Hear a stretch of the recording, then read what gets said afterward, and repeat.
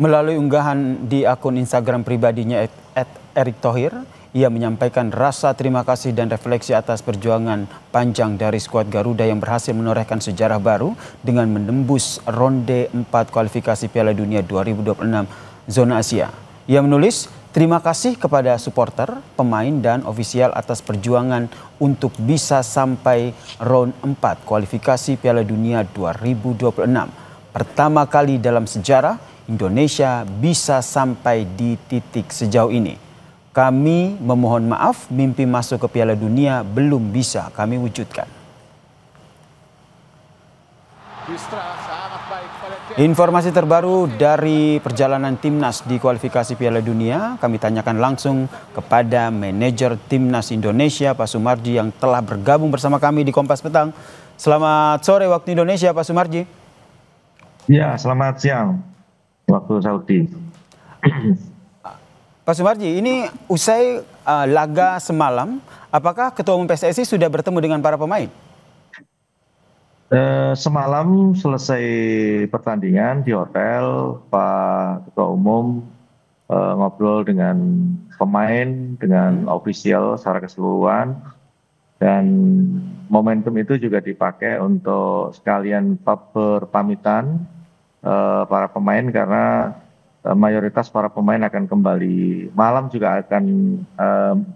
kemarin juga ada yang langsung kembali ke klubnya masing-masing, dan momen itu juga dipakai untuk bertemu dengan keluarga pemain yang kebetulan keluarga pemain juga ada semua di hotel, sehingga momen itulah yang kita pakai untuk sekaligus perpisahan dan kita mengakhiri perjalanan timnas senior ini dengan hasil yang sangat menyedihkan, yang sangat betul-betul membuat hati kami semuanya sedih dan tidak bisa berkata apa-apa lagi karena kami sudah berusaha dan berjuang, khususnya para pemain, untuk memberikan support, untuk memberikan semangat dan memberikan semuanya kepada tim ini.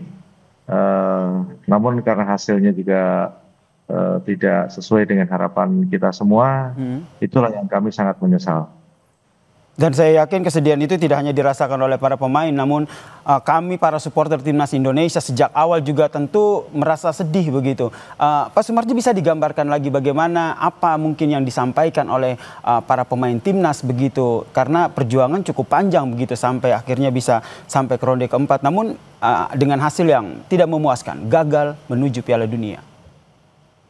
Ya, perjalanan timnas senior ini kebetulan kan kita mulai dari bulan Oktober 2023. Artinya saya bersama-sama dengan para pemain silih berganti berdatangan, ada promosi degradasi antar pemain. Ini sudah 3 tahun lamanya. Tentu ini kan membuat kita semuanya benar-benar sangat kecewa, sangat sedih dengan adanya hasil yang benar-benar sangat tragis ini. Karena jujur saja sebenarnya kami semua official dan juga para pemain ya ini tidak mengira bakal ada hasil seperti ini.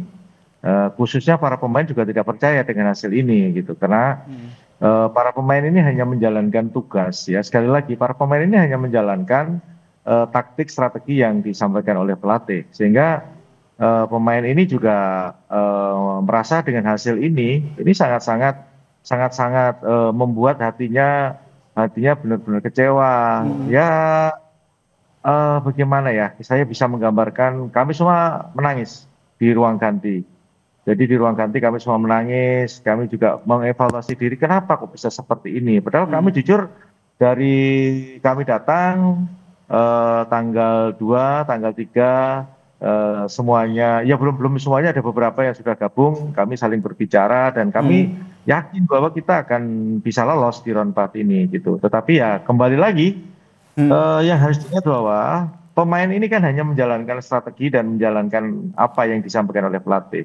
Saya kira pemain ini sudah betul-betul bekerja sesuai dengan apa yang diinstruksikan pelatih. Terlepas hasilnya tidak bagus, ya saya minta semuanya untuk bisa mengerti, dan saya kembali lagi ya,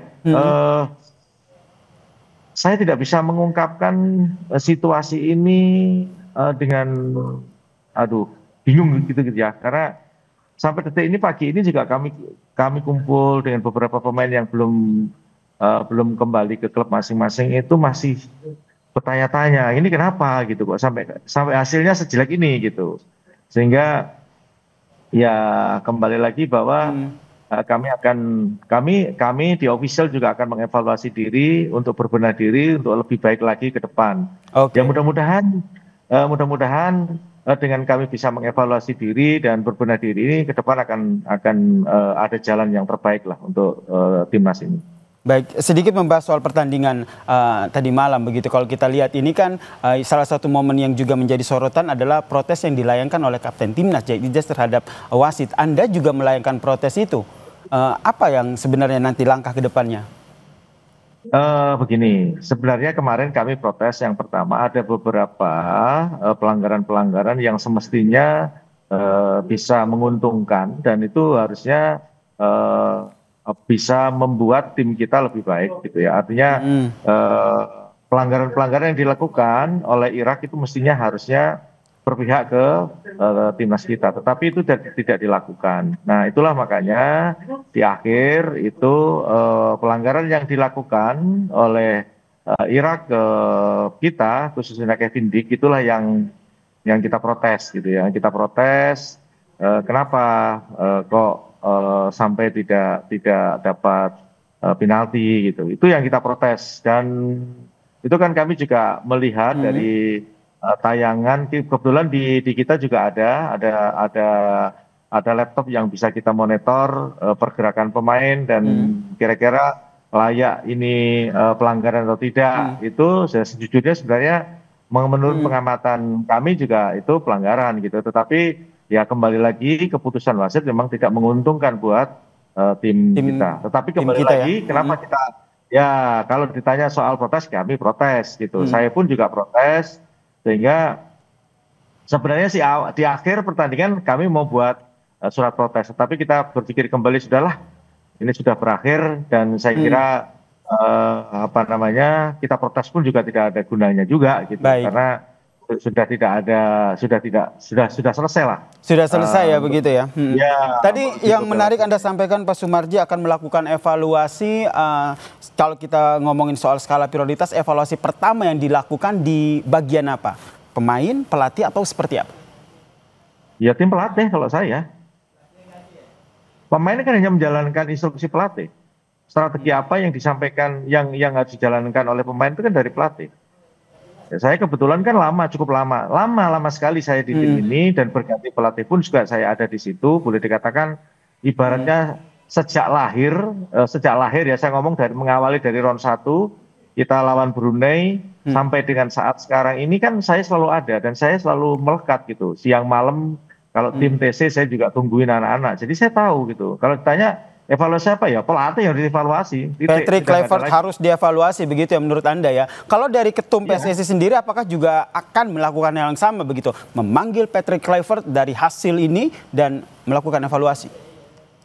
Ya saya kira kalau berkaitan dengan itu tentu kan saya juga punya kewajiban untuk menyampaikan ini, melaporkan semua tentang perjalanan timnas ini khususnya di round 4 ini.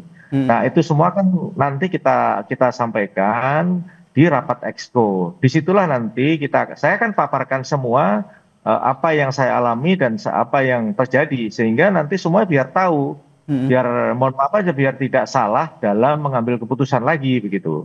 Sehingga kaitannya dengan ini saya akan membuat laporan secara resmi ke Ketua Umum PSSI, dan juga saya akan membuat laporan ke Exco, karena kan memang tanggung jawabannya ke situ. Saya selaku manajer dan saya selaku Ketua BTN. Itu kewajiban saya untuk melaporkan ini semua, dan akan kami laporkan. Tentu nanti keputusan selanjutnya itu ada di rapat Exco. Seperti apa nanti? Harapannya kita harus berbenah, tidak boleh seperti ini gitu. Oke, baik, kita nantikan seperti apa evaluasi yang dilakukan, dan kita berharap timnas Indonesia yang tetap lanjut terus begitu dan berbenah dengan hasil ini. Terima kasih manajer timnas Pak Sumarji telah berbagi informasi bersama kami di Kompas Petang.